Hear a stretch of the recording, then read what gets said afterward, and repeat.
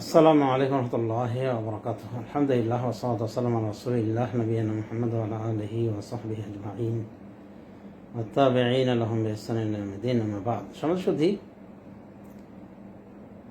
আজকে সংক্ষিপ্ত পরিসরে একটি মাসআলা আমরা আলোকপাত করব। মাসআলাটি হলো যে এটি খুবই প্রচলিত রয়েছে আমাদের দেশে, বিশেষ করে আমাদের দেশের আলেম ওলামাদের মুখে খুব শোনা যায় যে হারাম খেলে ইবাদত গ্রহণ হয় না। হারাম খেলে ইবাদত গ্রহণ হয় না, নামাজ, রোজা, হজ, যাকাত, জিকির, আজকার, কোরআন তেলাওয়াত কোনো কিছু গ্রহণ হয় না। তো কথাটা কতটুকু সঠিক? আমাদের এখানে যেটা মুখ্য সেটা হলো এর হাকিকাত প্রমাণ করা।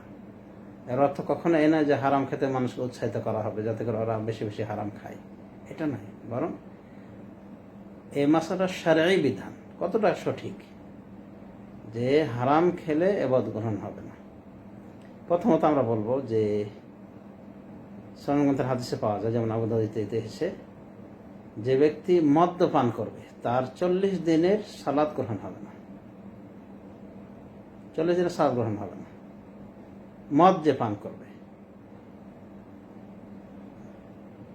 তাহলে আমরা বলতে পারি যে মদ্যপানকারীর 40 দিনের সালাত গ্রহণ হবে না। শুধু সালাতের কথা বলে সালাতটা আমরা বলবো, কিন্তু অন্যান্য বিষয়কে টেনে আনবো না, এটাই আমরা মনে করব। এছাড়া অন্যান্য কোনো খাদ্যদ্রব্যের ক্ষেত্রে এরকম নিষেধাজ্ঞা এরকম এসেছে যে 40 দিনের ইবাদত কবুল হবে না বা সারা জীবনে ইবাদত গ্রহণ হবে না, এরকম কোনো কথা, এরকম কোনো হাদিস অন্তত আমি জানি না। যদি কারো জানা থাকে তো উপহার দিবেন। তবে হারাম গ্রহণকারীর অবস্থা অবশ্যই আশঙ্কাজনক। রাসূলুল্লাহ সাল্লাল্লাহু আলাইহি ওয়াসাল্লাম বলেছেন, আল্লাহুম্মা নাবাতা মিন সুওয়াতিন ফান্নারু আওলা বিহি, শরীরে যে মাংসটুকু গঠিত হয়েছে হারাম দ্বারা, জাহান্নামের আগুন সেটা পাওয়ার বেশি হকদার। হাদিসটি সহিহ তারগিবে এসেছে, সনদের হাদিস। এক কথা হাদিসটি বিশুদ্ধ। অন্যভাবে সহিহ মুসলিমে এসেছে, রাসূলুল্লাহ সাল্লাল্লাহু আলাইহি ওয়াসাল্লাম ব্যক্তির কথা প্রসঙ্গ টেনে এনেছেন যে সফর দীর্ঘায়িত করেছে এবং সফরত অবস্থায় হাত দুখানা উঠিয়ে আল্লাহর কাছে দোয়া করছে, ইয়া রব, ইয়া রব, হে রব, হে রব বলে। কিন্তু তার অবস্থা হলো মাতআমু হারাম, তার খাদ্য হারাম, মাশরাবু হারাম, তার পানীয় হারাম, মালবাসু হারাম, তার পোশাক হারাম, ওয়াগুযিয়া বিল হারাম, এবং হারাম দ্বারাই তার রক্ত মাংস গঠিত হয়েছে, মানে সবকিছু হারাম। ফানা ইস্তাজাবু লিযালিক, তাহলে তার ইবাদত কিভাবে, তার দোয়া কিভাবে গ্রহণ করা হবে? এখানে রাসূলুল্লাহ এইভাবে বলেছেন, সহিহ মুসলিম হাদিস, দোয়ার কথা বলেছেন এবং বলেছেন কিভাবে তার দোয়া গ্রহণ হতে পারে। হচ্ছে তার খাদ্য, পানীয়, পোশাক পরিচ্ছদ এমনভাবে তার রক্ত মাংস গঠিত হয়েছে হারাম দিয়ে, কিভাবে গ্রহণ হবে তার দোয়া? তো দোয়ার কথা বলা হয়েছে। আমরা দোয়ার কথাটাও নিতে পারি যে এটা গ্রহণ না হতে পারে, তারপরে কিন্তু অকাট্য প্রমাণ এখানে বহন করছে না তার দোয়া গ্রহণ হবে না, টোটালি হবে না। কারণ ইবলিস লাইন যে বড় হারাম করে, তারা কিন্তু একটা দোয়া আল্লাহ গ্রহণ করেছে, আল্লাহ গ্রহণ করেছে। সেটা কি? আল্লাহর কাছে সুযোগ চেয়েছিল মানুষকে গুমরাহ করার জন্য। সেই সুযোগ আল্লাহ দিয়েছেন না দেননি? অবশ্যই দিয়েছেন। তো ইবাদত বিশেষ করে আমভাবে বলা যে কোনো ইবাদতই গ্রহণ হবে না হারাম করে, এই কথাটাই আমরা মনে করি যে চরম বিতর্কিত কথা এবং বাস্তবতার বিপরীত। এবং মুহাক্কিক উলামায়ে কেরাম যারা বিপরীত অবস্থান নিয়েছেন। তো কথা হলো যে দোয়াটাও কিন্তু গ্রহণ হয়ে থাকে। এই জন্য ইমাম নববী সহ অনেকে এদিকে ইঙ্গিত দিয়েছেন যে এখানে দোয়া কবুল না হওয়ার সম্ভাবনা রয়েছে, কিন্তু টোটালি যে বন্ধ কবুল হবে না এমন কথা নয়। এরপরে ইবলিসের প্রসঙ্গ টেনে এনেছে যে ইবলিসের দোয়া কবুল করেছেন আল্লাহ রাব্বুল আলামিন। আমরা ভয় যে মুজতার হয়ে থাকে, যে ব্যক্তি বাধ্য হয়ে থাকে, জুলুমের শিকার হয়, তার দোয়া গ্রহণ হয়, যদিও সে হারামখোর হয় না কেন, এমনকি যদি সে কাফেরও হয় না কেন। তাহলে ব্যাখ্যা অবশ্যই রয়েছে। তো যা হোক, এক হাদিস থেকে আমরা জানতে পারলাম যে মদ্যপানকারীর 40 দিন ইবাদত গ্রহণ হয় না। আবার হাদিসে এটা বলছে, তাওবা তাবাল্লাহ আলাইহি, যদি তওবা করে আল্লাহ তার উপর তওবা করবে। মানে যদি কেউ তওবা করে ফেলে, মদ্যপান করার পরে যদি তওবা করে আল্লাহর কাছে যে আল্লাহ আমার ভুল হয়েছে, আমাকে মাফ করে দিন, তাহলে তওবাকারী কি হয়? আর তাইয়ুবু মিনাজ যামবি কামা লা যামবা লাহু, তওবাকারী গুনাহ থেকে তওবাকারী ওই ব্যক্তির মধ্যে যার কোনো গুনাহ নেই। সুতরাং যদি কেউ তওবা করে ফেলে এই মদ পান করার পরে, তাহলে তাকে এ শাস্তি লাগবে না বলে উলামায়ে কেরাম বলছেন। মানে 40 দিনের ইবাদত যে গ্রহণ হবে না সেটা তার থেকে প্রত্যাহার করে না হবে যদি তওবা করে ফেলে। কিন্তু তওবা যদি না করে তা এই শাস্তি, যে 40 দিনের সালাত কবুল হবে না। তো যা হোক, আমার মনে হয় এই জাতীয় দলিলগুলি আমাদের দেশের অনেক মুফতিকে, অনেক আলেমকে এদিকে নিয়ে গিয়েছে যে হারাম খেলে টোটালি ইবাদত গ্রহণ হবে না। এটা সঠিক কথা নয়। সহিহ মুসলিম হাদিসে রয়েছে, রাসূলুল্লাহ সাল্লাল্লাহু আলাইহি ওয়াসাল্লাম বলেন, যেটা হাদিসের মুফলিস হিসেবে পরিচিত। তিনি একসময় প্রশ্ন করেন সাহাবীরা, তোমরা মুফলিস কাকে মনে করো, মানে নিঃস্ব ব্যক্তি কাকে মনে করো, সব থেকে মিসকিন কাকে মনে করো? সাহাবায়ে কেরাম বলেছিলেন যে মাল্লা দেরহাম আলাহু আলা মাতা, যার কোনো টাকা পয়সা নাই, মানে দেরহাম টাকা পয়সা নাই, ওলা মাতা, যার আসবাবপত্র নাই, সেই আমাদের নিকটে মিসকিন। তখন রাসূলুল্লাহ সাল্লাল্লাহু আলাইহি ওয়াসাল্লাম বলেছেন যে না, আমার উম্মতে মিসকিন হলো ওই ব্যক্তি যে সালাত, সিয়াম, সাদাকা নিয়ে আসবে, কিন্তু এমন অবস্থা আসবে যে দরবা হাজা, ওয়াকালা মালা হাজা, কাজাফা হাজা, শাতামা হাজা, সাফাকা দামা হাজা, আওকামা করা নবী সাল্লাল্লাহু আলাইহি ওয়াসাল্লাম।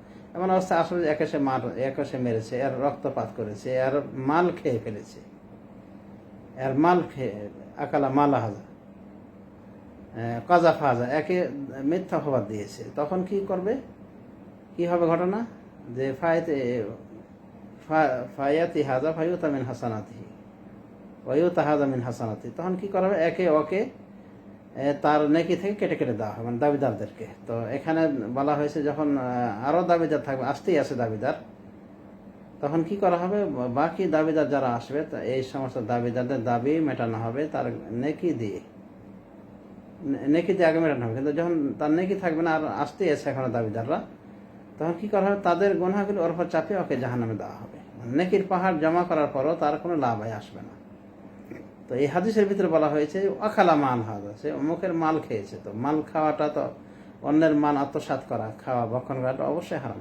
কিন্তু হারাম খাওয়ার পরও আমাকে কিন্তু জড়ো হয়েছিল তার, কিন্তু চলে গেল। তো দাবিদার বেশি যদি হয় চলে যেতে পারে, আশঙ্কাজনক অবস্থা আছে এক কথায় হারাম মাল ভক্ষণকারী। কিন্তু এর অর্থ এ নয় তার ওগুলো কবুল হবে না, মানে ওগুলো তার আমলে মানে অ্যাড হবে না, তার কবুল হবে এমন কথা নয়। তবে দাবিদাররা হয়তো বা তাকে নিয়ে শূন্য করে দিতে পারে। যদি দাবিদার কম থাকে তো হতেও পারে যে দাবিদারদের তার অঢেল নেকি থেকে দেওয়ার পরে দাবিদার ফুরিয়ে গেলে ওই যে নেকিগুলি তার থাকবে পরে, ওই বিনিময়ে জানা যাচ্ছে, ওর বিনিময়ে যদি দাবিদার কম থেকে থাকে। তো যা হোক, এই হাদিস থেকে কিন্তু প্রমাণ যে তার আমল যেগুলি জড়ো হয়েছিল এবং কবুলও হওয়ার কথা ছিল, কিন্তু দাবিদারা নিয়ে নিয়েছে। তো যারা হারাম ভক্ষণ করবে, মানুষের মান আত্মসাৎ করবে, তাদের অবস্থা আশঙ্কাজনক আমরা বলতে পারি। কিন্তু এইভাবে ফায়সালা দিয়ে দেওয়া যে না ওর এবাদতই গ্রহণ হবে, এটা করতে আসলো। একমাত্র মদের কথা, মদের ক্ষেত্রে বলতে পারেন, মদ বা মদ জাতীয়, হ্যাঁ, যেমন হেরোইন ইত্যাদি। তো অনেক সময় দেখা যায় আমাদের কোনো কোনো ভাই একটা বাড়িয়ে বলেন যে যারা বিড়ি খায়, সিগারেট খায়, এরাও হাদিসের আওতাভুক্ত হবে, এদেরও এবাদত গ্রহণ হবে না, এরা জাহান্নামী, ফয়সালা দিয়ে দেওয়া হয়। মানে জাহান্নামের ফয়সালা দিয়ে দেওয়া, এটা কতটুকু সঠিক, মারাত্মক ডেঞ্জার। আমরা বিড়ি সিগারেট হারাম ফতোয়া দিয়ে যথেষ্ট হবে। শেখ বিন বাজ বলছেন যে এটা মদ্যের পর্যায়ে যায় না, যদিও হারাম। এবার হচ্ছে মুফাত্তের বলেছেন, মুফাত্তের মানে মানে শরীরের ভিতরে একটা অবসাদ সৃষ্টি করে, শরীরের ক্ষতি করে ইত্যাদি। তো অবশ্যই হারাম, কিন্তু এটাকে মদ্যের পর্যায়ে শেখ বিন বাজ আর অনেকে নেননি বলে তো মদ্যের শাস্তি দেওয়া হয় না। মদ্যের শাস্তি কি দেওয়া হতো আল্লাহ নবীর যুগে? 40টা বেত্রাঘাত করা হতো, জুতা, লাঠি, ওটা ইত্যাদি দিয়ে। আর ওমর বিন খাত্তাবের যুগে এটাকে 80তে উন্নীত করা হয়েছিল।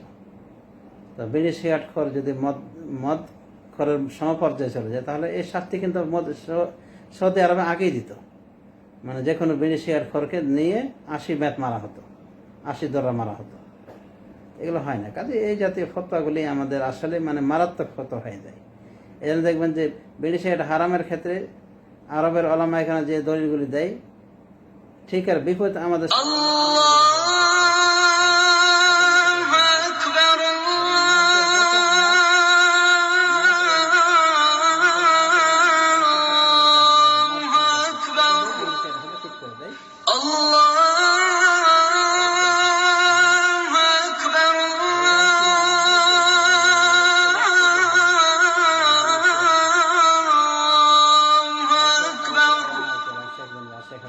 তাদের কথা হলো যে ওটা খেয়েছে, সে হারাম খেয়েছে, কিন্তু তার এবাদত গ্রহণ হবে না এমন কথা নাই, এমন কথা সঠিক নাই। তো শেখ বিন বাজ রাহমাতুল্লাহ আলাইহি সহ তারা মনে করেন যে বিড়ি সিগারেট সহ যে কোনো হারাম খেলে এবাদত গ্রহণ হবে না এমন কথা নয়, তবে এবাদতটা করার পরও তাদের অবস্থা আশঙ্কাজনক অবস্থা, যেহেতু হারাম ভক্ষণ করেছে। কিন্তু হারাম ভক্ষণ হলে এবাদত গ্রহণ হলে এমন নয়। সৌদি শেখর বলেন যে হারাম ভক্ষণকারী হজ হয়ে যাবে, হজ হবে, উমরা হবে, যে কোনো সালাত সিয়াম সব কিছু হবে, তবে সওয়াবের ক্ষেত্রে তারতম্য রয়েছে। কিন্তু তারা এটা কখনোই বলেননি যে এবাদতটাই টোটালি গ্রহণ হবে না। কারণ যদি এবাদতটা না গ্রহণ হয় তাহলে তো এটা এবাদত কবুলের শর্তের ভিতরে চলে আসলো। এই জন্যে এটাকে শর্তের ভিতরে নেননি মুহাক্কিক উলামায়ে কেরাম, মানে হারাম ভক্ষণ করাটা, যদিও হারাম ভক্ষণকারীর অবস্থা আশঙ্কাজনক। কারণ নবী সাল্লাল্লাহু আলাইহি ওয়াসাল্লাম বলেছেন যে মাংসটুকু গঠিত হবে হারাম রক্ত দিয়ে, হারাম খাদ্য দিয়ে, ওর জন্যে জাহান্নাম হকদার। কিন্তু এখানে অকাট্যভাবে বলে দেওয়া হচ্ছে না যে ও জাহান্নামে চলে যাবে বা নিশ্চিত ঠিকানা জাহান্নাম। আল্লাহ যে সমস্ত জাহান্নামের হুমকি দেন সেগুলি কিন্তু আল্লাহ অনসে প্রত্যাহার করে না, তার দয়াতে, তার রহমতে, কোনোভাবে আরও যে কোনো মাধ্যমে নাজাত পেয়ে যেতে পারে। কিন্তু এটা হলো শাস্তি। কিন্তু এটাকে কেন্দ্র করে আমরা যদি বলে দিই না ও আর জান্নাতে যাওয়ার আর সম্ভাবনা নাই, ওর ইবাদত গ্রহণ হবে না, তো এটাই হবে মারাত্মক কথা। সুতরাং আমি যেটা বলতে চাই সংক্ষিপ্ত পরিসরে আবারও বলছি যে হারাম ভক্ষণ করলে ইবাদত গ্রহণ হবে না, আর সে জাহান্নামী ফয়সালা দিয়ে দেওয়া, এই দুনিয়াতে জাহান্নামী ফয়সালা দিয়ে দেওয়া, এগুলি বাড়াবাড়ি অন্তর্ভুক্ত। আমরা বলবো তাদের অবস্থা আশঙ্কাজনক, কিন্তু অকাট্যভাবে আমরা বলতে পারি যে ওরা জাহান্নামী। এগুলো আমরা বলবো না, এই জাতীয় ডেঞ্জার দায়িত্ব নিতে যাব না। এটাই আমার বলা ছিল। তবে যারা হারাম ভক্ষণকারী তাদের অবস্থা অবশ্যই আশঙ্কাজনক। কিন্তু এরপরে যদি মুওয়াহ্হিদ হয় তাদেরও সুসংবাদ রয়েছে জান্নাতের ইনশাআল্লাহ। হয়তো আল্লাহ রাব্বুল আলামিন তাদেরকে ইচ্ছা করলে ক্ষমা করে দিতে পারেন। শিরক ছাড়া সমস্ত গুনাহ আল্লাহ ক্ষমা করে দিতে পারেন, ক্ষমা করে দেন। এ তো কোরআন হাদিস দ্বারা প্রমাণিত। কাজেই মদখোর, গাঁজাখোর মানে যারাই রয়েছে অবশ্যই তারা হারাম ভক্ষণকারী এবং তাদের অবস্থা আশঙ্কাজনক। কিন্তু এই দুনিয়াতে আমরা ফয়সালা দিতে যাব না যে এরা সবাই জাহান্নামী এবং এদের যত সৎ আমল রয়েছে এগুলি সব রসাতলে যাবে, এগুলো গ্রহণযোগ্য হবে না, এমন ফতোয়া আমরা দেব না। কারণ রাসূলুল্লাহ সাল্লাল্লাহু আলাইহি ওয়াসাল্লাম এটাও বলেছেন যে ব্যক্তি ওয়াইন জানা ওয়াইন সারা, যদিও চুরি করে যদিও জেনা করে, যদিও জেনা করে যদিও চুরি করে, বুখারী শরীফ হাদিস, মানে কালিমাতুশ শাহাদা যে সাক্ষী দেবে তাকে আল্লাহ জান্নাত দিবেন। তো বুখারী শরীফ হাদিস থেকে তো এটাও প্রমাণ হচ্ছে যে এগুলো পাপের পরও জান্নাতে যেতে পারে। এমনকি তৃতীয়বার বলা হচ্ছে ওয়াইন শারবুল খামর, যদিও সে মদ পান করে। তাহলে আমরা আশা করি বুঝতে পেরেছি বিষয়টি। মোট কথা পরিশেষে বলবো যে ইবাদত কবুল হয় না হারাম ভক্ষণকারী এভাবে ঢালাও হয় বলতে নাই, বা হারাম ভক্ষণকারী সোজা জাহান্নামে চলে যাবে, জান্নাত যাওয়ার কোনো সম্ভাবনা নাই, এরকমও কথা আমরা বলবো না। বরং সে পাপচর্চাকারী, পাপচর্চাকারী, তার অবস্থা আশঙ্কাজনক। যদি তার সুপারিশ না মেলে, সুপারিশ যদি সে না পায়, অথবা তার অন্যান্য নেকির মাধ্যমে তার এই গুনাহের কাফার না হয়ে যায়, বা তওবা যদি না করে সে না মারা যায়, তওবা করার আগেই যদি সে মারা যায়, তাহলে আল্লাহর মাশিয়াতে থাকবে। আল্লাহ যদি তাকে ইচ্ছা করেন শাস্তি দিতে পারেন, আর আল্লাহ ইচ্ছা করে তাকে ক্ষমা করে দিতে পারেন ওই সুপারিশকারীদের মাধ্যমে, বা নিজ গুণে ক্ষমা করে দিতে পারেন। এক কথায় আল্লাহর ইচ্ছাধীন বিষয়টি থেকে যায়। কিন্তু আমরা ধরে ধরে বলবেন যে বেড়িখোর জাহান্নামী, বা যারা হারাম ভক্ষণ করে তারা সরাসরি জাহান্নামী, জান্নাত পাওয়ার কোনো আশা নেই। বা ইবাদত বন্দেগী যারা করে পাপচর্চার সাথে, হারাম খরিতার সাথে, তাদের ইবাদতই গ্রহণ হবে না, এরকম ডেঞ্জার কথা আমরা বলবো না। আল্লাহ রাব্বুল আলামিন আমাদেরকে সঠিক পথের দিক নির্দেশনা দান করুন, সর্ববিষয়ে আমিন। ওয়া সাল্লাল্লাহু আলা নবী মুহাম্মদ ওয়া আলা আলিহি ওয়া সাহবিহি আজমাইন। আসসালামু আলাইকুম ওয়া রাহমাতুল্লাহি ওয়া বারাকাতুহু।